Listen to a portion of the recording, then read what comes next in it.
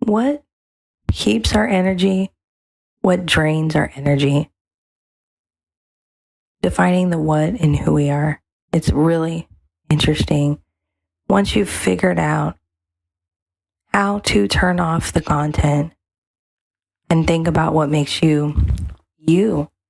So we're going to do that today. We're going to turn off the content, and I'm going to use myself as kind of an example. And then you're going to have to learn to actually turn me off and do this yourself. I want you to step away from this video, from this episode at any point, and I want you to learn to do this yourself without me. When you get deep enough into the video, or even better for yourself, when in the next, say, 15 to 60 seconds, you've decided that you don't need me as an example and you can do this on your own completely. This is a skill in life that is going to make you very individual and very much more aware of yourself, which is so much more important than anything that I can ever teach you. So we're going to get into this as deep as you need it to be, as much context as you need to have, as many examples, as big of an example as you need. You might just need me as a small sample of this, and then decide how you're going to implement this. If you're at the grocery store, you might need only a small sample to decide if that's the food you're going to use for your dinner ingredients, if that's the food you're going to buy. Or you might need a little bit more to decide if that's the food you're going to buy. And then you're going to step away and actually implement that into your life, or eliminate it from your life, right? And if it's something you don't like, you're going to try to forget about it. If it's something you're not sure of, you're going to come back to it. And if it's something that you love, you're going to implement it into your life. Things like this. We're going to learn to do this in a really profound way, because this is where life is going to be so important. And the way that you live and the way that you see things are going to be super important in this work. And so, why now? I'm going to get into the why, and this is going to have a lot to do with current events and, believe it or not, how content is changing. And so, how is content changing? Well, it depends on what you watch, but everything is changing, and more of us are learning to create with AI. We're learning to clone our voice. We're learning to make music and videos. We're learning to generate videos with AI without even having to record ourselves. We can generate the kind of content, the kind of episodes, the kind of cartoons or shows or things like that, whatever we kind of want to do. Or we're learning to record ourselves and then use AI to add on to it, to edit it, to suggest based on it, whatever we need to do. AI is integrating into content creation more and more and more. And I was reading today from my Grok, Grock, which is X, formerly Twitter. They have their own AI app, which is excellent for being able to get assistance in your own research, being able to get assistance in your medical and accurate information based on, you can take pictures of what is going on around you or dental pictures or anything of that nature and get medical analysis support for what kind of medical things that you might need. It also gives you a lot of deep research pretty quickly, Wikipedia articles and things like that. I was researching, one of my favorite things that I love is Velvet, and I was researching Velvet and the history of Velvet just by having a conversation with it, and it gave me a Wikipedia article on Velvet without me even knowing that I was researching. I didn't have any idea that I was researching. I was just literally having a conversation about Velvet. And it was giving me the history, the 17th century, the 18th century, how velvet has always been thought of. Very interesting, right? And so it's pretty human in this way. And it's giving you free access to all of this. And then if you want sort of the space to beta test, you can pay the $30 a month. I get what it gives me in a very human way for free. I love the way it texts. I love the different modes on there you can have that integrate with your life in deeper ways, things like this. So one of the things that came up in Grok as I was kind of learning about content and watching content is the topic of influencers, the topic of virtual influencers to be exact. And I thought, well, aren't the influencers we've been watching virtual? Like technically, because you're watching them virtually. You're not being taught in person anything from them. They're not sitting with you and teaching you different things about online food shopping or calendar blocking or any of that nature. But no, those are human influencers. Virtual influencers are going to be companies who decide to, like, let's say Structured Daily Planner app, for example, does not want to, which I really don't care because it's not something I really set out to do, but they don't want to pay me, right, to sponsor their Structured Daily Planner app. I've done a lot of work with it. I love it. And I test it and I've trained it, but they don't want to pay me for it. And honestly, in a way, I really wouldn't blame them because I've pulled in and out of the Structured Daily Planner app as an investment of my time, as an investment of my money. And my background story and the context of my own life would not fit their image or their brand very well. Whereas if they created an AI with maybe some traits that I have, some traits that are based more on type A personalities, that some traits that have more to do with routines and less to do with kind of being artsy the way that I am, or maybe they even create an AI that can turn art into a routine better than I could and make it even more appealing for people to use, they could really be better off creating an AI version of somebody who has some of my traits, some of your traits, some of the most type A person's traits, maybe a teacher's traits that is living a routine every day. Maybe they get somebody from the military who is on a strict routine, who has programmed their own routine into their kids. They get like a military parent and they take military parents and they research them and they get their traits and they create this AI model with a story that can create content like a human, and they allow them to, and then maybe they create another one that is based on a teacher. They do one that does a little bit of everything, that does most of the marketing, and then they break it up and create an AI teacher, an AI mom, an AI dad, and they do these different things with structure that advertise the different types of people Structured could be for, and they do it in a much smoother way where the AI is working for them to do that. They're not having to pay humans, hoping that the humans will script their commercials well, read their scripts, act their parts. And it really made me think over the years how much the internet has been influenced by influencers that are human and how many jobs this has created. And so it's really made me think about how much of my time has been spent really like leveling up my life from influencers, trying things out from influencers, somebody who fits this criteria of an audience member of influencers, being that I fit a certain female demographic, I fit a certain like type or category of content preference, whether I'm creating or watching. And I fit a certain type of mindset that I want to improve my life. I'm not somebody who just kind of goes along with life.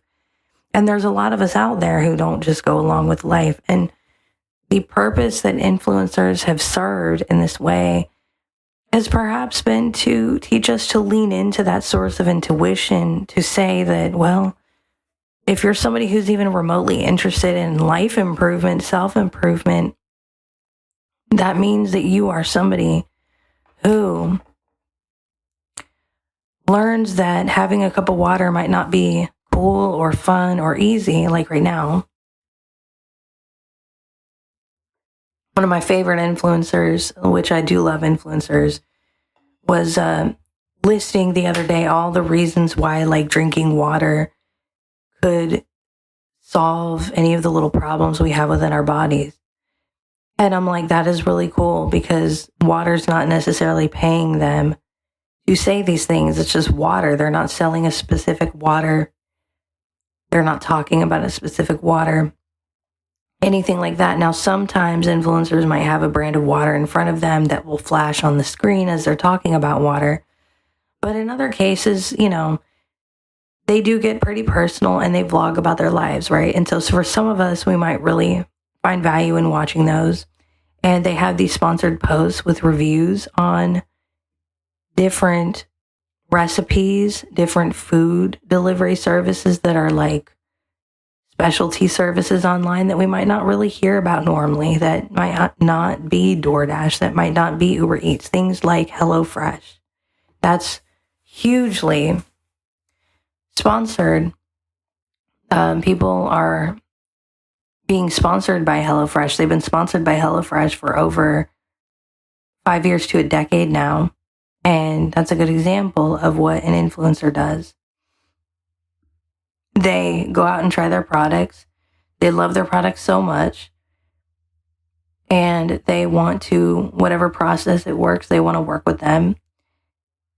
Or perhaps they even do some talking about them on their vlog or their podcast. And then they notice them, or they go and let them know how much they love their products. And then they connect with them, and HelloFresh pays them, while HelloFresh can do the same thing, like with Structured Daily Planner app, who, again, I would not be the most consistent person for them to pay, so they would get an AI who would do HelloFresh a lot better, who wouldn't change delivery services, who wouldn't have multiple delivery services, who would only be about that HelloFresh family life. And so that is where now we're getting into this whole thing. And it really started to make me think about my own use of technology and leveling up my own life, and how important it is to actually watch and learn from the content, but how important it is to actually turn the content off and do what's right for you. So one of the things that I learned, I tried out an entire day. I blocked out my entire day in the Structured Planner because I was so excited that accessibility was better again, because they've always even put within their description that they pride themselves and they really, really take accessibility seriously. They really do live up to that. They might have had their ups and downs, but they live up to that. And I was really happy about that. So I put in the $5 and tried them out and blocked out the time for the day. And what I recognized, it's kind of funny because there was a point where that was giving me some energy to kind of be told what I need to do. Like, I've learned a lot from different influencers on how to level up life and what you might want to try, not thinking so much like an average victim of life, but actually taking on life. And I think the role of influencers has played this part really well. And a lot of people who talk about being happy about these virtual influencers and stuff are people who probably didn't enjoy watching influencers, who didn't really get anything out of it. And in some ways, ultimately, it should be based on how the company can create a product rather than forcing a human to do this. I've considered myself to be somebody who likes to show people how to do things. I like to go deep on my content about teaching life lessons. And I've pictured, what if that turned into an influencer channel over the years? What if I ended up turning my channel into an influencer show? And for me personally, I actually don't see anything wrong with that for people. And I've been quite intrigued about the idea. But at the same time, what I've realized is it would kind of suck because I wouldn't be allowed to change my mind about anything. And one of the smart moves that I think influencers has made over the years is there are some influencers who are smart enough to know that they're going to believe in their own product and they're going to have conviction over their own product more than what they're advertising for, even though what they're advertising for can integrate. So they'll sell different types of coffee that they are influencing us to buy, that they are sponsored by, and then they may make and grow their own coffee over time. They might learn eventually that they believe in their own coffee, and then they might do a bit of both, make an income from the influencer marketing and then sell their own coffee or their own coffee merch to go with the product, for example, because I love coffee. So maybe some of you, it might be a different kind of drink, but that might actually work. Maybe some of you, that might be tea. Some of you, that might be an alcoholic drink. And some of you, that might be a type of water brand or even a water filter system or a water bottle or something to that effect. It can be anything. Like if you picture yourself really trying to convince people that they could implement a service in their life or a product into their life, whatever that may be, imagine yourself getting paid to do that. And it sounds really, really cool. And we've been able to get paid and get sponsored to test out products because of the nature of technology, because we're involved in tech. And it's been really cool. We've been able to, it's more been a testing and giving feedback reports and implementing with tech services as well as the products themselves. A lot of that has to do with getting involved in tech programs and testing and things that are pretty natural and fluid for our family to do. And it's become like a little family business. We do it with companies. These surveys you guys kind of laugh at and you might not understand that we're kind of cashing in on have a lot to do with the experiences we have in companies in person or online on a daily, weekly, even occasional basis that we can do. And so that's kind of been interesting and really fun, but it's still a little bit different than, you're still giving them feedback and it's honest feedback. Whereas when you are influencing a market and you're trying to sell that market, it's a sales advertising way of advertising to somebody. It's like you're able to do commercials, and it sounds kind of cool, like if you like commercials. And I think for a while it's been a way for lifestyle bloggers and podcasters to make a living. You see very personal parts of their vlogs or podcasts where they're able to really get in on their families or their lives or their personalities. Maybe they relate to you on a deeper level in certain ways. But what we have to do is not see this as a negative thing when we see this moving forward, because what we're learning to do now is realize that if we talk about television commercials, one of the things that our parents used to tell us is it's just a movie, it's just a show. And we could relate so deeply that it feels like a diss, or it feels like you're dismissing the child's feelings. But what you're actually doing, in a sense, is, and this is where I go deeper as a parent, and I really take a lot more time than that, and I will talk and get involved with what our child is doing and kind of what they're watching and things like that, and get involved in it deeply and kind of introduce them to content and shows, things like that.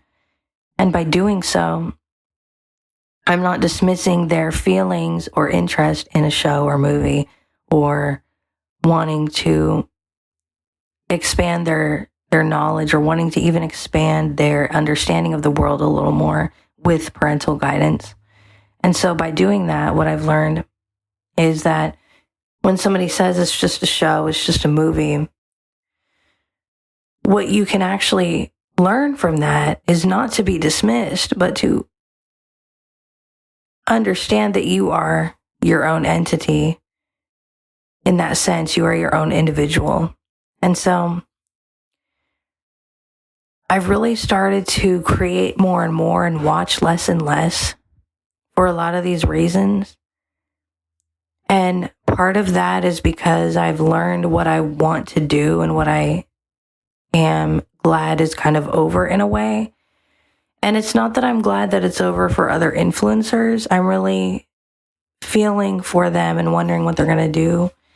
But I do think the ones that are able to sell products, like there's really smart influencers who have decided early on to start selling digital and physical products around what they do in their content, which is really extremely smart of them to do.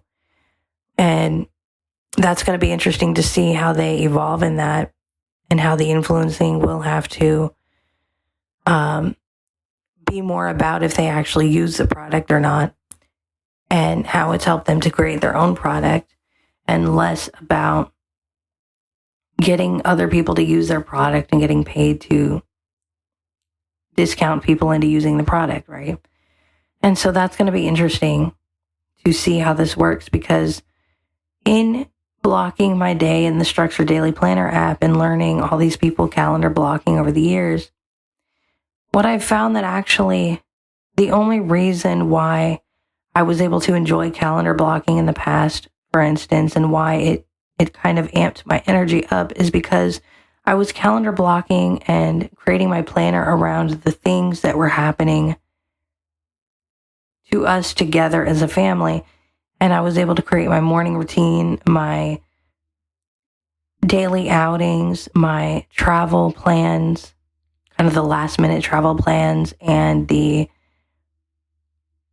sort of things that we've had to do, the errands and all of that, into something that fits our family together. It wasn't something that I was creating around like my own desires and things like that. When I create around my own desires, it's based on visual, and it's going to be based on more of a visualization, automatic writing, kind of spiritual process that is action oriented. It's not going to be based on time blocking. I know that there is magic in understanding time in a blocked schedule. I'm not demystifying that. I think that there's definitely, like, learning Parkinson's law is key. But I do that in a different way, and I understand and speak to time and have a different understanding of the language of time. And time is something that integrates into my life. I don't necessarily integrate into the concept of time. But that is not something I figured out because an influencer showed me. If anything, influencers want to show you a process that you can then integrate products into. And it's helped me to overcome a lot of addiction, as I've talked about on other episodes.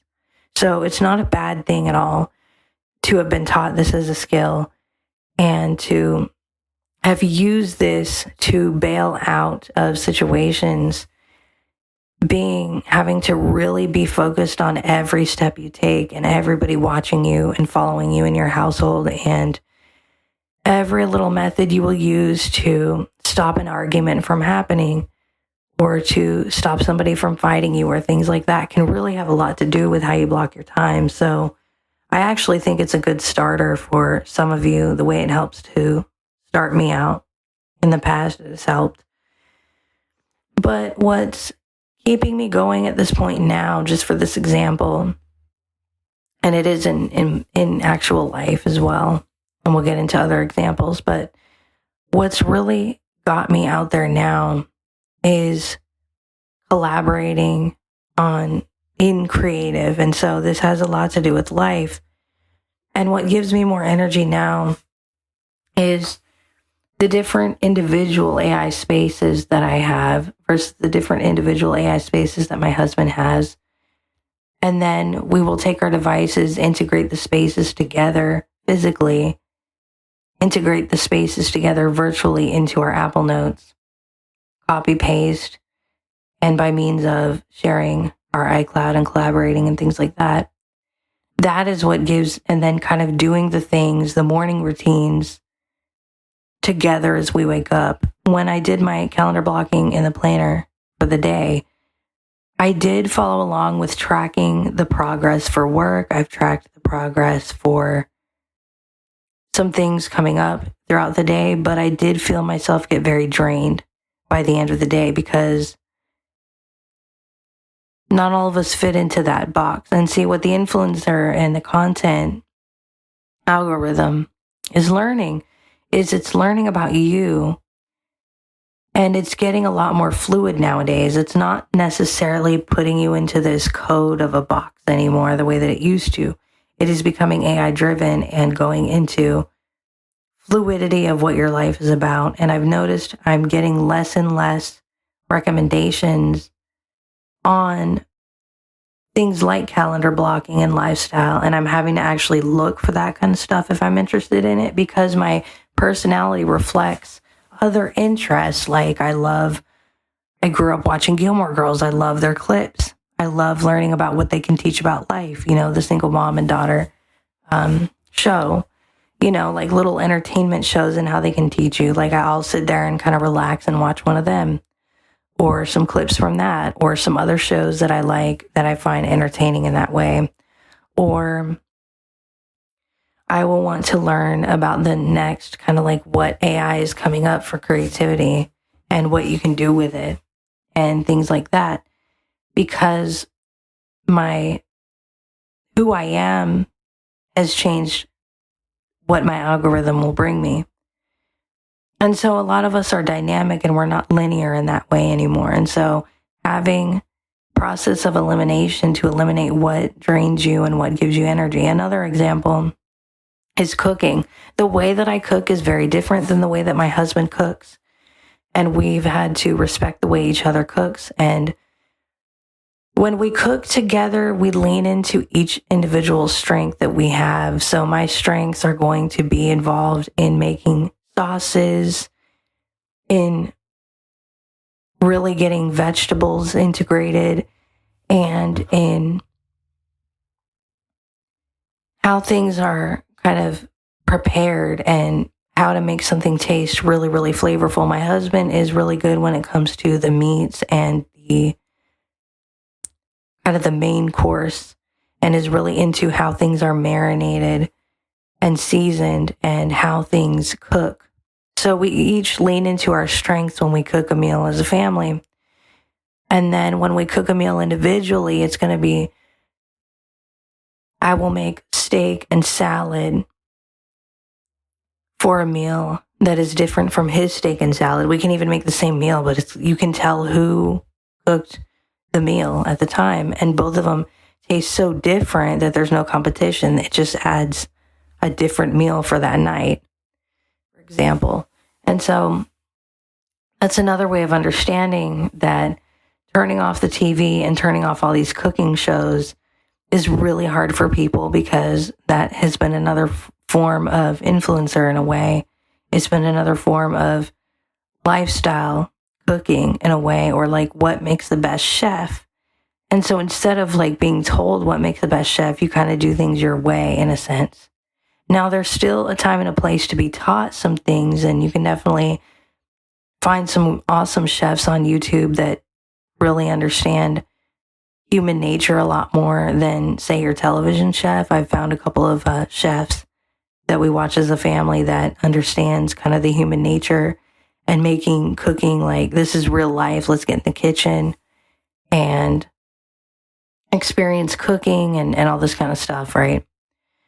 And by doing that, it showed me like even the people who never thought they could cook will cook. It's not so much about the best person to get on television for me. So other people, they think of it as a professional sport, and so they get into the television aspect of it. That's kind of like why I might watch Super Bowl and kind of see what the halftime show is coming up. I was happy for this year's results of the halftime show. That's what I was rooting for. With Kendrick Lamar, that's awesome.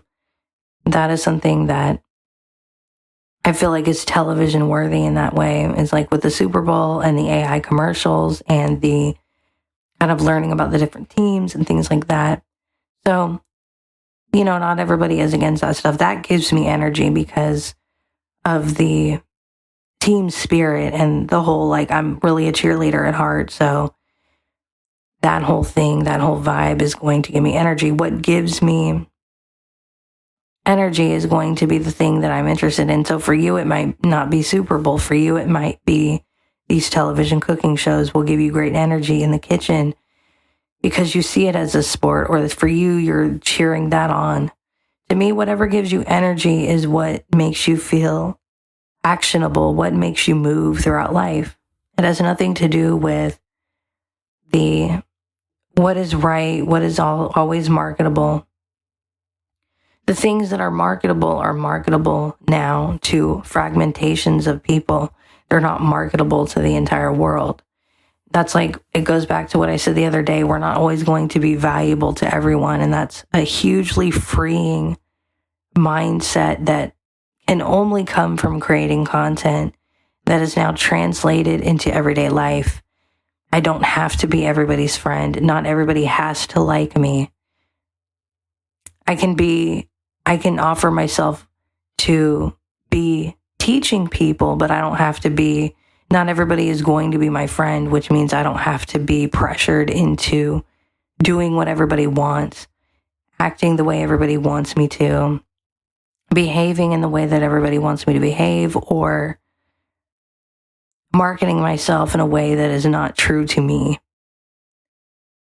that is not spiritual to me, things like that. So that is definitely a way of understanding your own self and becoming more self-aware, but using the content that you like in order to do so without the pressure of going along with it. We don't live in a time anymore where we just have a television that we turn on and there's a few different channels that people might watch as a family that they fight over. And then there's, the most popular things, and people will compromise on that, and that's all you have. And so then you have to force yourself into, it's just a terrible way to look at life in a sense, because then you're forcing yourself to go with what everybody pretends to like, go with what everybody feels pressured to like because it's popular, instead of going with what you actually like, which could be nerdy as hell. You could like collecting stamps, and nobody in your town likes collecting stamps, but because you like it, there's a lot more joy in it. It gives you a lot more energy to find stamps, stick them on, unstick them, keep them, collect them, whatever, regardless if anybody else around you does this. And so that's what it means to really get in on finding your own thing rather than everybody else's, and deciding what works, deciding what product somebody is influencing. Is it really authentic to them and things like that? Is it really something that they personally will use for their life, or is it something that they are using for work? Which, again, it's not a bad thing, but the work in the influencer marketing is definitely changing now with AI, and it's going to force people to be a lot more authentic. And it's not that I'm even hating on influencers. There are people that do hate it and they get tired of it. And I'll be honest, I get a little tired of that premise too. This is my sponsor, blah, blah, blah. It gets a little old. I don't watch it as much anymore because it's a little too known that they're getting paid for it, and we don't know what they do in their real life. But at the same time, what actually feels a lot more natural is the fact that they got into the business that they are in because they are different from everybody else, not exactly the product that they're marketing. That's why I don't hate on them, because they're above average at what they do. They're above average at how they think, and they've obviously made a very relevant lifestyle that is relevant for themselves, that then gets understood, that they live a life based on their own intentions of not having a 9-to-5 job, which that's what I love, that whole thing of doing things the way that you want to do them, eating the way that you want to eat, eating better. And when I see people like with HelloFresh, it makes me want to at least eat better. I might not buy HelloFresh and being on the whole HelloFresh delivery service and the way they deliver each box as a meal or whatever. But I will be more motivated by watching that personality and that particular creator, I will be more motivated to cook better and eat healthier at home. And so that's changed my perspective on it or taught me something new that I didn't know, things like this. And so, how to find yourself in your content that you're watching every day is really what this is about. And so what I've noticed is like the only times that calendar blocking has really ever served me is when we were doing it together. Things that really had to get motivated to get done. But now that life is integrated together through AI and things are constantly being typed up and pasted into Apple Notes, that is giving me a lot more energy to just kind of note take through life at this point, but have it around if I ever did need to get back into a routine that bad. Although I will say that I'm pretty much able to stick to a routine without the calendar blocking. I'm pretty much able to be fluid and adapt to changes throughout the day a lot better. I'm able to adapt with a lot more energy because I'm not updating a planner, an app all the time. I'm not taking that much time out of my day. It took a lot of time to get the structured app tested and set up, but it was worth my time because I know that a lot of you need it, and I know I needed it in the past, and it's going to help you a lot more than you might think if it's something that you need to help you change your life situation or upgrade your life in any way. And so that's why it was worth it for me to do it. I didn't have to get paid necessarily, but I hope that one of you does end up doing something like getting paid to, if you really love it that much and maybe they sponsor you or you create around it or you work with structured, because I know that it's become quite popular, then one of you can actually create with it and make money doing it. That would be amazing. And I would not hate on that at all. I think that would be really cool, especially within our community because it's based around different backgrounds of life and all walks of life. So that would be just so cool to see. It's not one of those apps that do that at this point.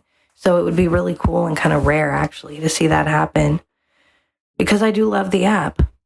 It's just having a lifestyle around it and updating an app constantly and things like that is not something I absolutely need. But the price is low enough that if I wanted to come back to it and I had a lot going on that month, I could come in and out of the planner, use it and put it down as I'm doing. But at the same point, getting up together, doing things together, and all of that, what I've noticed without having to be told by any content creator, I've had different approaches, but without having to be told by any content creator, I've had to turn the content off and really assess how I feel, how I process, how much time this takes, and does this involve, is this giving me a creative spark in managing and understanding time? Is it giving me a mystical experience with time that I want? I'm more of a artsy kind of mystical person.